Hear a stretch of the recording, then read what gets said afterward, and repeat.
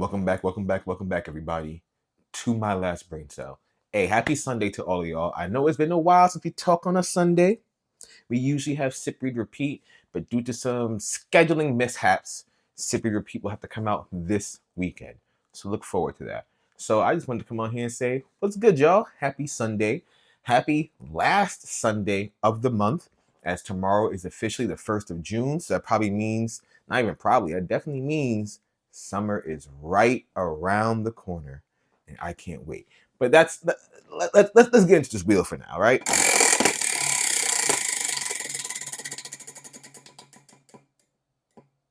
We've been having a lot of backspins recently.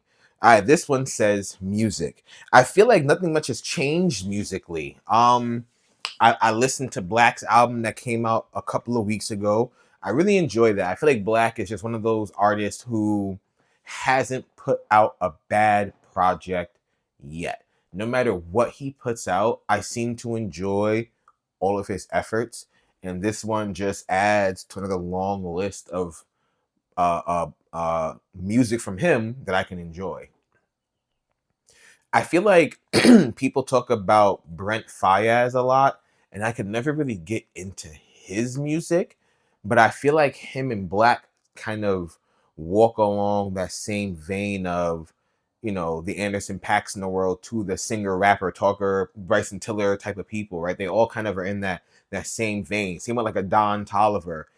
I also am not the biggest fan of Don Tolliver, but something about Black's sound just works for me personally. I listened to the newest 38 Special project. Again, another artist who, when he drops, you're not going to be disappointed. Again, someone else who I don't think has dropped a disappointing project yet. I've enjoyed every single one of 38 Special's things. This one was called 8 Shots, if I remember correctly.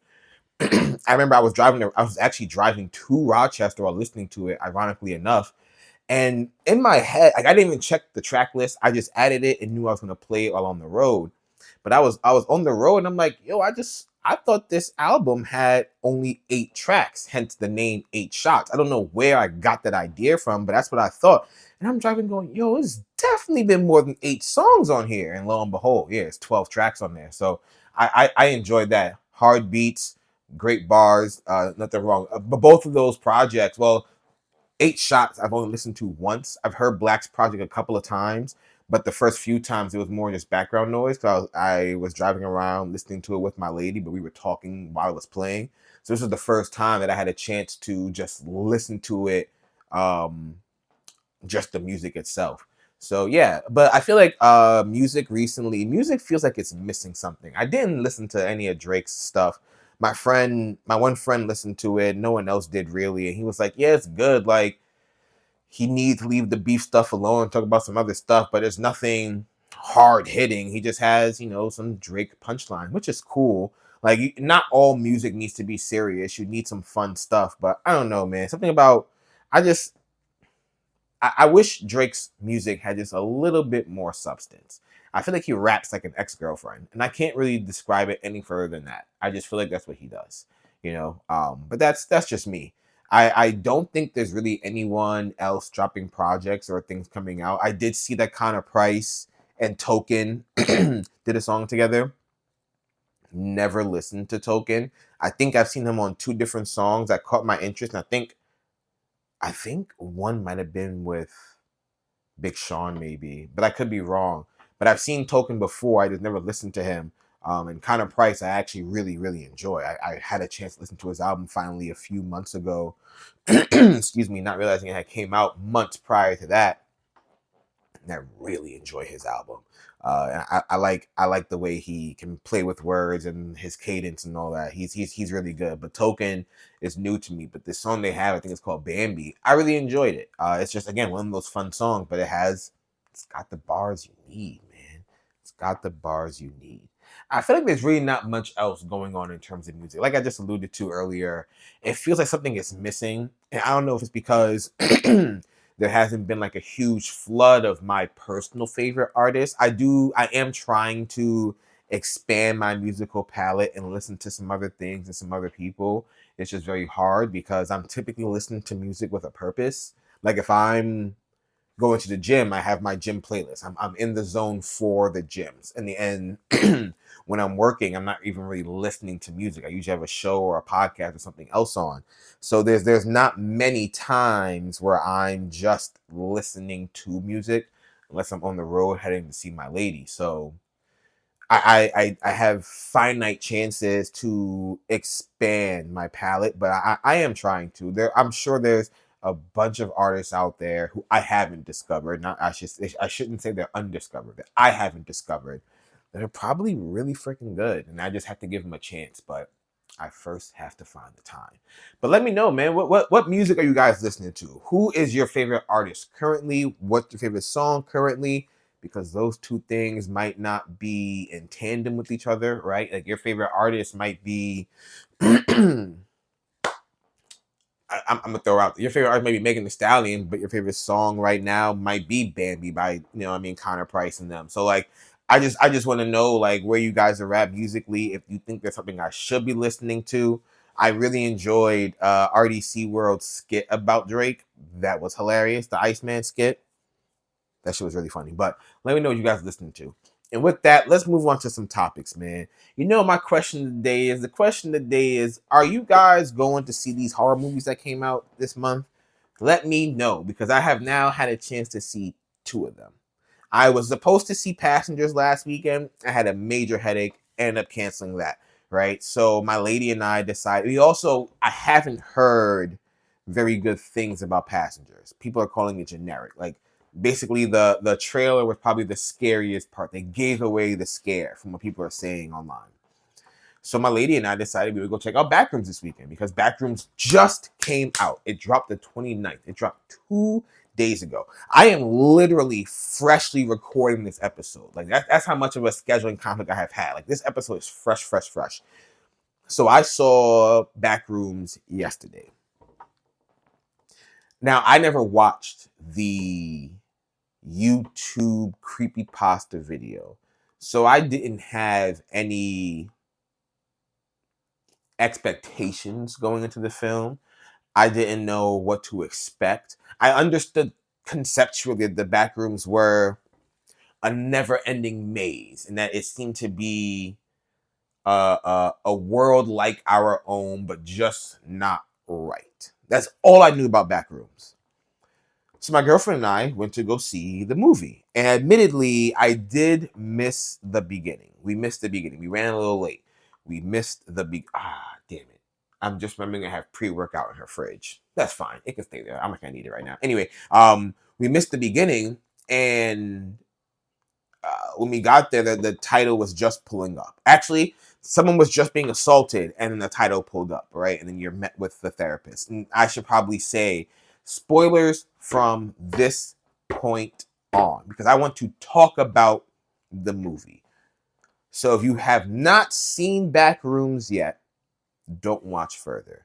If you don't care about seeing Backrooms, or you have seen Backrooms, then please feel free to watch. But for those of you who haven't and have intentions on seeing it, you should stop watching, because I don't want to hear or see anyone say, but you spoiled it. Because I'm giving you ample time to wrap it up and get the hell out of here. So it opens up with the therapist, right? And you get the dynamic between her and Clark. I wanted to understand her significance this whole time, because it just seems like she was just meant to help Clark find himself until a piece of her until she used a piece of her past to help herself live, right? I feel like there are a lot of hidden mementos and Easter eggs and probably storytelling bits that I wouldn't get, upon my first watch. But when I watched it, I took it as that this was like an inverse world of ours, right? And my first clue was when Clark eventually makes it into the back rooms, one of the first things he sees, besides that gigantic pile of like furniture, was the stop sign, which was mirrored, right? So I thought it was just an inverse world. I didn't understand what we were getting into, and it just seemed to span for fucking ever. I have I don't understand the the foundation of the Backrooms, having never seen it. So now I feel obligated to go watch it because I want to understand where the vision is supposed to be going. From what I understand as well, the director, who was the one who made the old viral videos all those years ago, Kane Parsons, he apparently has a contract to do 2 more of these movies. So I don't know if he's trying to build a universe, but I feel like the Backrooms themselves are not inherently terrifying, especially now that the secret of it being a monster down there has been revealed. I've been seeing a lot of theories online about the monster being the real Clark and the monster swapping places, Clark being what is the word I'm looking for? Yeah, them swapping places. Yeah, I there are a lot of questions I have about this movie. I too want to understand how Clark, I think the coolest part about the movie was Clark saying to the therapist when she finally eventually makes it into the back rooms after receiving the phone call from Clark, by the way. How did he make that phone call? There seemed to be no phone down there, but he was able to call her and say, I found it, I'm not coming back. So did he leave the back rooms and then come back inside? That's my first question. Question number 2. Did Clark, or how did Clark uh, uh, uh, bond with the monster in there? Because again, let's go back to what I was saying before I got checked with the phone call fact. He says to his therapist, hey, it's just me. Don't be afraid. It's just me, as he's slowly backing her up towards the wall, right? It it it really, that sentence caught my attention because I was like, what is he trying to tell her? Like, is he saying that like a monstrous version of him was coming? That was my first thought. And then he choked her out, and I was like, oh no, he was just trying to calm her so that he could get close. But that doesn't seem to be the case because the monster does end up being him. So how did he build, and what kind of relationship did he build with this monster? I want to assume that he's been there at least a week. That's my assumption based on how much mail he had. I don't get much mail in a week's time, but he had maybe about roughly about a week's worth of mail sitting there. We don't know how much time has passed. There's just too many questions. Like, some people had good theories about the Clark we see talking with the therapist is actually the monster, and the Clark in the monster is actually the real Clark, because the things didn't try to attack him, but they ran from the other version of him because they were scared. It felt, I said when I watched Obsession that it was a very unsettling movie. This movie had a level of unsettling, but this one definitely veered more towards anxiety because I just wanted to understand what was going to happen next. Whereas in Obsession, I was afraid for what was going to come next. You know what I mean? Like, Backrooms really just, it felt like a nothing burger. I maybe I'm ignorant to what it's supposed to be. And I think this is the problem I have, maybe. But I also feel like I shouldn't have to watch the source material to understand. I don't have to read a Batman comic to understand and enjoy a Batman movie. You know what I mean? So I really want to understand what the point of the Backrooms were. I also want to know if you guys agree with me on this point. So my friend said that at the end of the movie that the therapist was ultimately still in the Backrooms and never escaped. And I said, I agree but disagree, because right at the end of the movie, you see a Backrooms version of her sitting in the chair looking all slumped.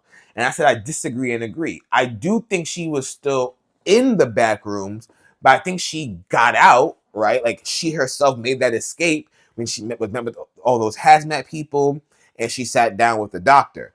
I think that doctor, the guy that she met, Phil, I think the room that she was in was the room that Kat somehow found herself in when she said, there's a mirror right here, or a window here. I can see you. He's like, what are you talking about? There's no window here.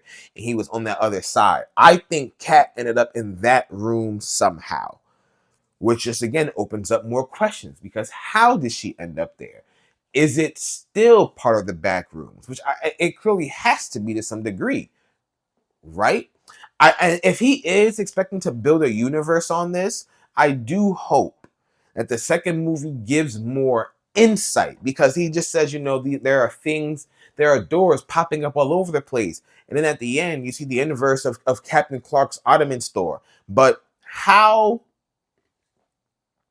are the things made? Is it based on the door opening up? How does the door get made? Right? Like, how does the entranceway to a back room become an entranceway? And I feel like I don't even keep saying entranceway. How does an entrance become an entrance to the back rooms? At what point do the back rooms decide to make their mirror copy of the real world? And I really enjoyed the way that they explained it. It's like describing a dog to someone and then telling them to draw it. You're not like someone who's never seen a dog that you describe a dog to. Like if an alien came down to this planet and they said, we've heard about this thing called man's best friend, what is a dog? And you explained it to them and they said thank you and went up to their mothership and then attempted to draw it. I have a feeling they would get it wrong. They would probably draw a human torso with 4 legs, more like a centaur, but not with the elongated torso of a horse. So it would be human body and probably like 4 legs like this. Is how I imagine an alien would draw a dog. But yeah, the movie definitely left more to be desired. Again, I can't stop talking about it, and I almost certainly will buy it on Blu-ray. But Obsession was so good. So good. It did everything it was supposed to and more. I don't feel like the only thing left to be desired was I wish I could see more wishes. I wish I could understand what everyone else wished for. That's the only thing. But even then, it was like that movie made me feel so uncomfortable and just, ooh, the whole time. I loved it. So I will probably be skipping Passengers. I'll probably wait for that to come on streaming. But I probably will try to catch Hokum. I feel like I've heard really good things about Hokum. No one has said anything bad about it. I haven't heard anyone talk much about it. Whereas like Obsession the day before and all the days after, that's all I've been hearing about. Obviously Backrooms just came out, so people are just now putting their videos up. And I haven't heard diddly motherfucking squat about Passengers. And I know my algorithm and things can hear me. No one's talking about it. So I think the consensus is clear. Passengers is not where it is, but everyone loves Obsession, but people liked Hokum. So I think I should give Hokum a try just to wrap up at least a trinity of sorts for all the scary movies. But yeah, let me know if you guys have seen it, if you have seen any other scary movies that came out this month and what you thought about them. With that said, y'all, I'm gonna go ahead and wrap this bad boy up, man. I got a lot of things coming this month of June. I promise. I got some cool stuff coming, and I really hope you guys enjoy it. Obviously, DreamCon is only a couple of months away. Well, I guess a month and some change now away. So we'll get some cool DreamCon content as well. I'm gonna do things a bit differently this year too, because last year I did all 3 days of DreamCon, collated it, and then made a long form video with some clips in between. I'm taking advantage of all DreamCon weekend. When I tell y'all gonna have content, y'all probably gonna be sick of me, and I don't give a fuck. I'm ecstatic for DreamCon. It's gonna be me and a bunch of my friends, man, and my younger brother. It's gonna be a time. So the content that I make is gonna be it's gonna be a lot. I don't even know what other way to say. I was gonna say overwhelming, but it's overwhelming to those who don't want it. If you don't want it, avert your gaze, I guess. I don't care. But it will be coming, it will be out. And that's all I got for you. So until next time, everybody, thanks for tuning in and stopping by. This is King Echo, signing off.